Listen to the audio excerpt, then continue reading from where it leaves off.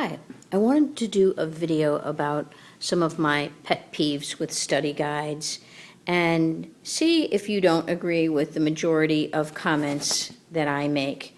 And hopefully I can educate you on some of the publishers' ways that they get away with something called mere puffery.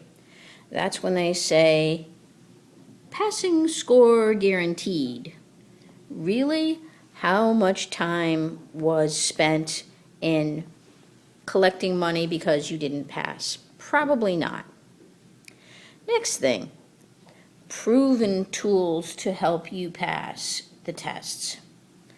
Well, they're making quite a lot of claims. They help you pass the PPST, the PLT, the elementary ed, and English, math, science, social studies, etc. So you've got a situation where they say they have it proven that they help you pass, but where's the evidence that they have you pass? Do they really do studies so that they can say that? So this is called mere puffery. So in a case like the book, you are making a decision before you buy it, you're going to find that you have a lot of sample tests in here, but no content. So just know that going into it, that these are practice tests only. You're not getting the state standards or the national Praxis standards in this case. All right, let me move on. Next, if you were, say, a math major, Cliff Notes puts out what they call a Praxis 2 math content book.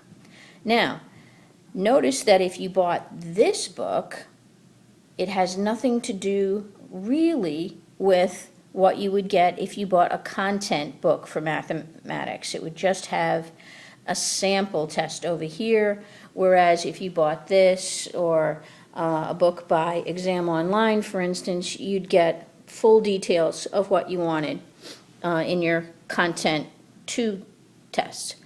Okay, next big, if you're still listening, this one kills me. All the CDs. How many of you have hardware now that is not even having a CD? So I would say one of the fallacies of buying study guides is that you end up getting a CD with it when you have no knowledge of really what's on it, the quality of it. And this one, for instance, says it's timed in practice and practice exams. Really lame. When you mark something with a X because it's wrong and a check mark because it's right, I mean, it's very demeaning, really, to think this cuts it. All right, moving on to how many practice tests you have. You know, there's a limited amount of tests that you have to take to actually know what you're talking about. 1 is probably enough, 2 if you want. It gets to be in the extreme, like a publisher will say, back to this one, we do 3 tests.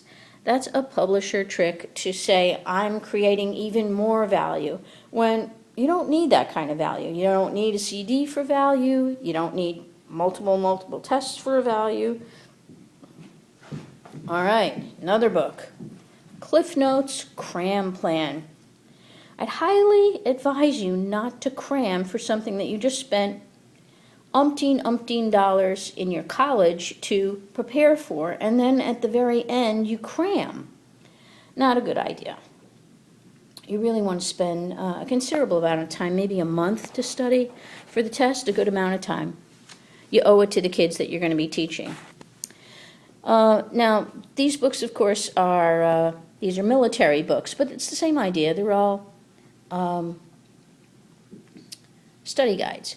So in this one, I've always hated to be called an idiot or a dummy anyway, but in this case, when the price is ridiculously low, and that's called an impulse buy.